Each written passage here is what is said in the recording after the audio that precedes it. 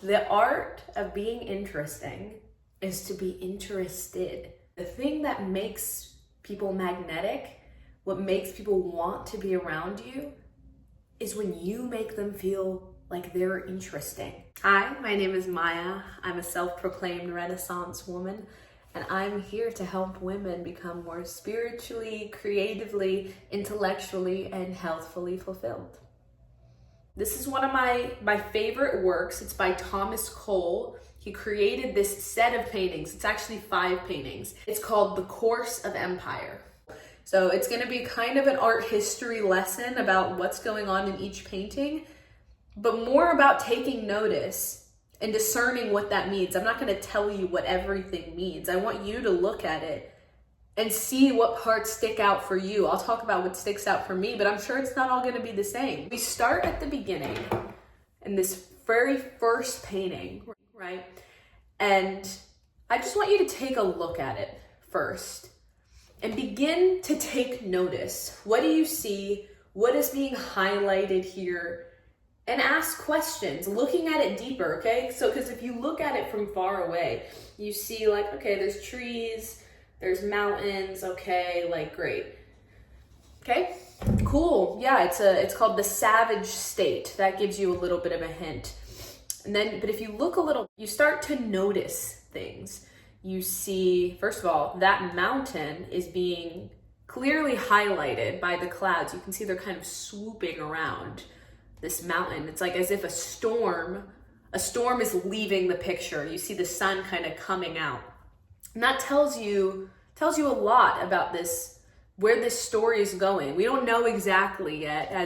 As we move through the paintings, you'll see how the sky changes. But you see that the sun is kind of rising here. It's morning. Look a little closer, you start to see people. There's a guy in that corner left here with a bow, and he's hunting. You see a little community up to the right of like little teepees, and there's a society beginning to form in this savage state. You're asking yourself questions like, who are these people maybe? What year is this? Okay, and you answer them for yourself. You don't have to look them up immediately. That's, I think, something that inhibits people. If you're able to think about it and then have it be confirmed later, I can promise you that's ultimately more satisfying.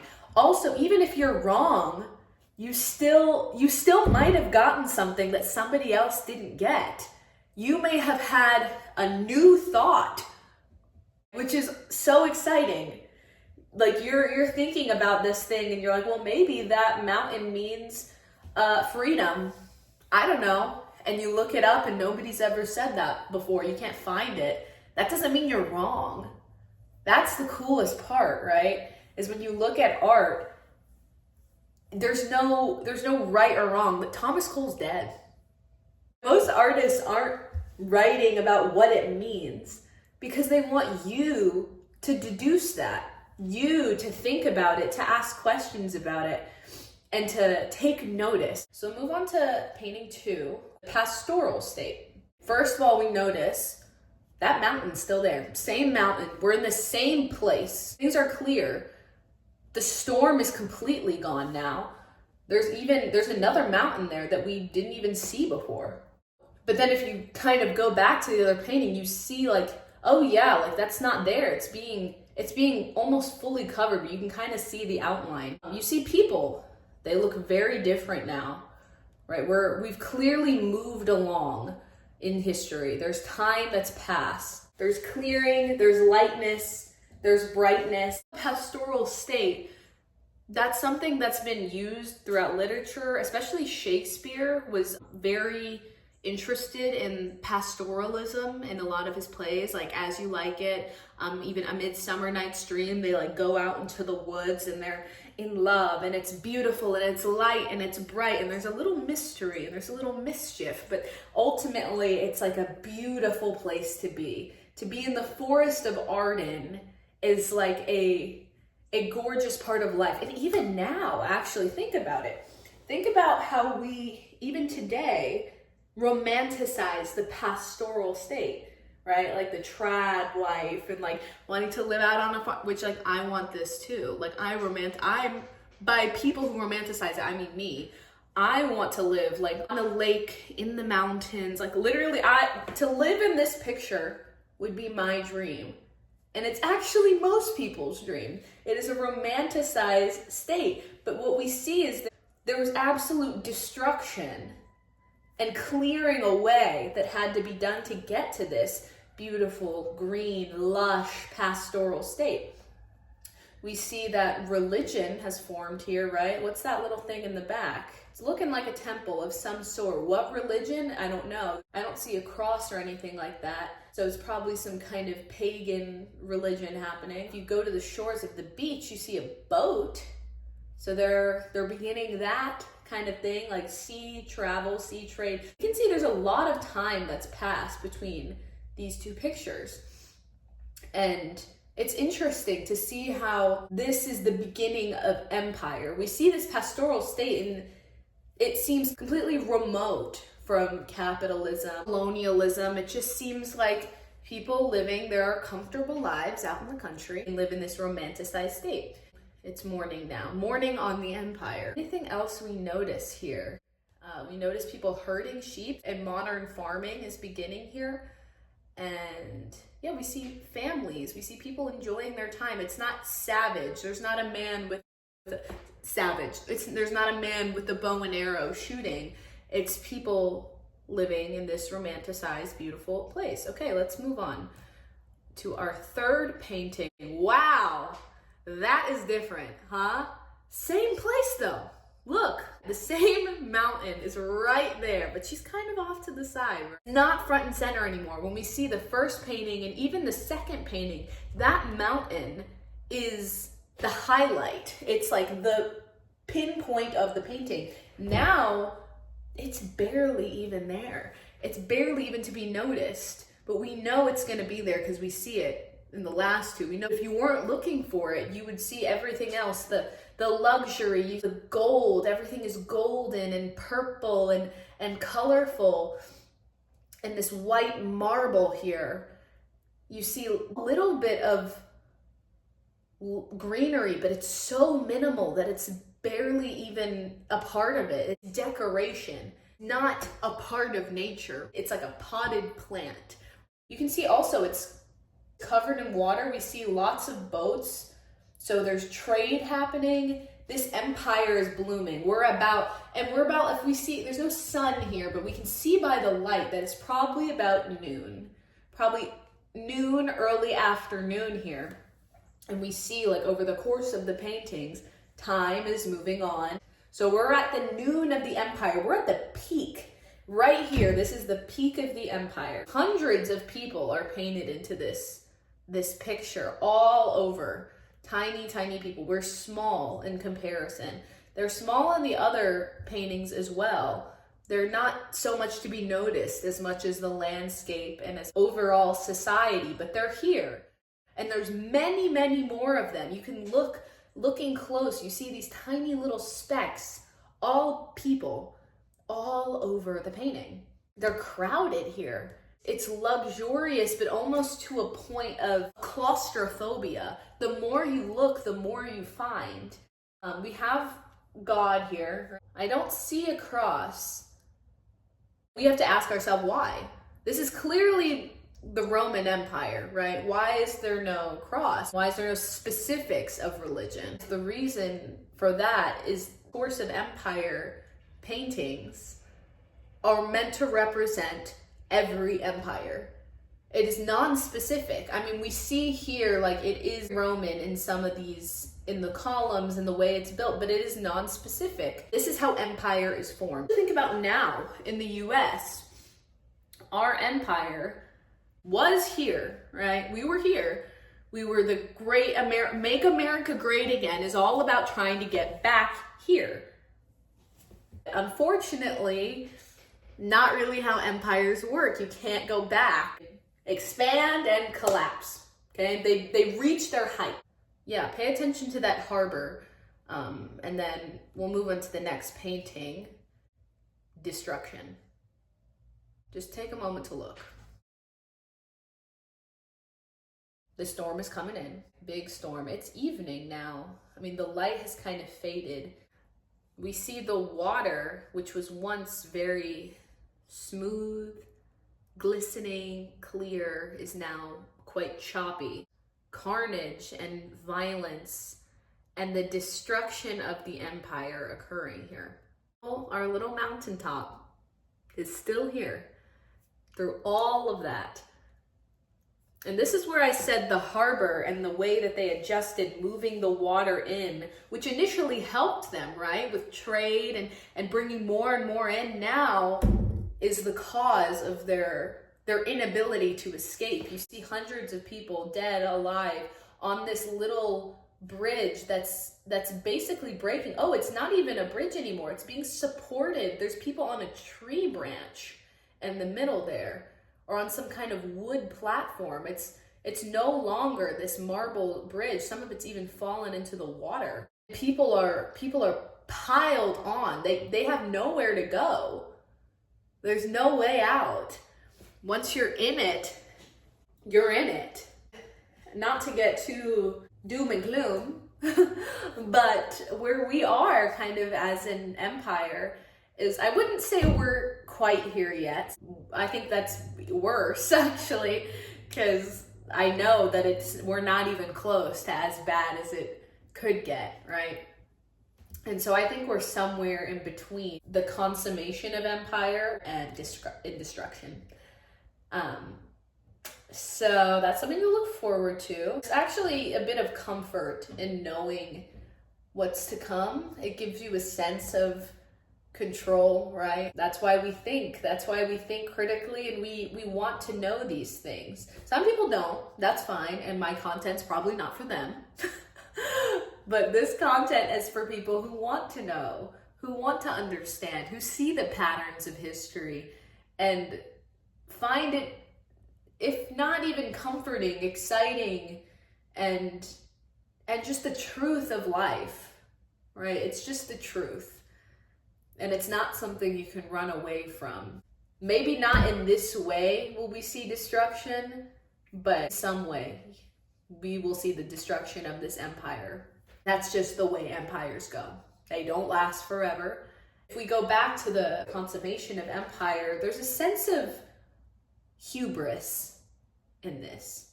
We have everything, and yet we still want more, which inevitably leads to the destruction because people just can't be satisfied. And usually it's the small people who suffer. Up to the right corner, this statue of this man with the shield, this destroyed shield. He's the protector of this land, and he's being destroyed. His arm is gone. His shield has big chip out of it.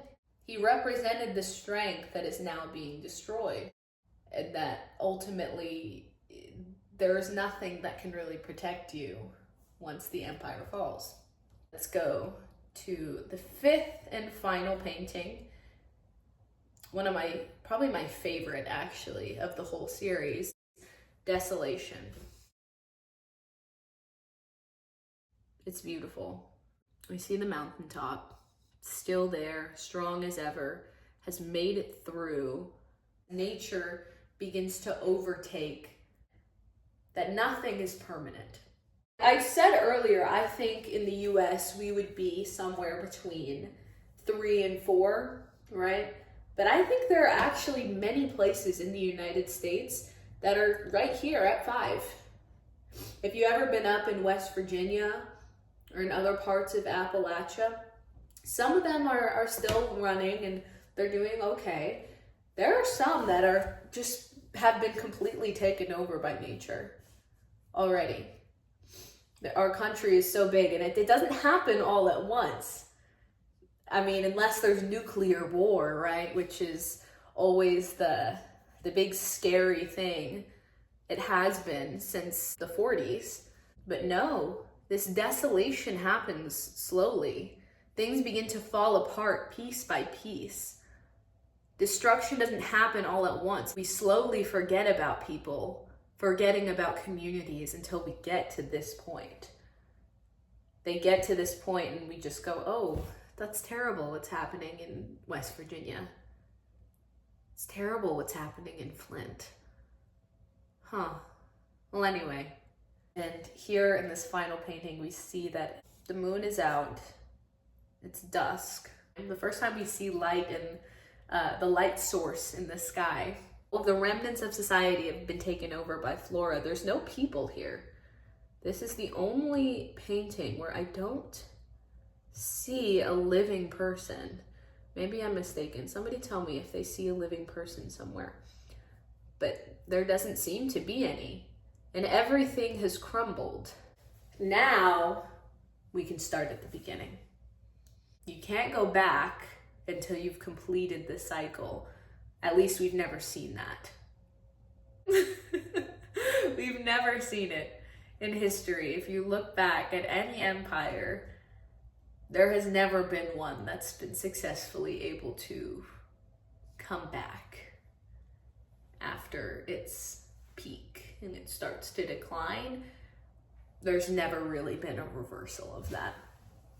And so to conclude, when you look at the paintings, you're not looking at much. This is how you enjoy art. To look at something, to notice the little things that the artist did, the intentional things, and to feel through it. To go, oh, I know this feeling here. When you start to enjoy art, that's when you start to know about art. So, because there's always the little fun facts, right? That like an art historian could tell you. Even if you don't have that kind of person, that kind of expert, to enjoy art is to begin to take notice and to get interested in asking yourself, what is this trying to tell me? The artist's thought is a very little consequence to you. You can look kind of in their history, or you can try to understand a person that's long dead, but that isn't really even the point. The point is to be able to look at something, to connect it to yourself, and to notice how it makes you feel. Why? Why do you like this? There are lots of people who I think have like really cool style. Like I wouldn't wear it, but why? Why don't I like it? That's kind of a fun thing. Oh, because I don't like orange on myself. But the orange looks really good on them. And that's just as more information for you. And it helps you not to, even something as simple as waste your money, right? Because you can see something on somebody else and be like, oh, that looks so good on them. Like, I want it too. But then if you're like, but I forgot. I remember now that orange isn't my color. The reason I wanted to take you through an art history lesson to discuss what it means to be interesting and to be interested is because art relies on you. I mean, you can ask ChatGPT, you can look it up on Safari, like, what does this painting mean? But that takes all the fun out of looking at art. Half of the fun is the interpretation that you take. What the meaning of all of the little things in a piece means to you and how it applies. And it's the same exact thing when you're talking to people. Sometimes you're like, oh, this person's boring. And maybe they are. Maybe they're a little boring, right? But there's often always something that you just have to take notice of. You can make those deductions and maybe you're not always right. Or maybe you hit the nail on the head. And also, who's to say what's right? Even when you're talking to people and their experiences, it's subjective. There's actually no absolute truth. Everything is quite relative. It's perspective. You can look at somebody, know little things about them, and begin to think about it more deeply.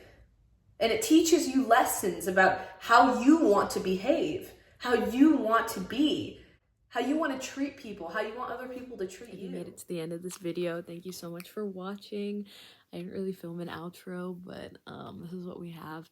and I'm committing to myself. I'm trying to film and post more of my thoughts, and I'm not gonna let perfection be the enemy of good. That's the saying, right?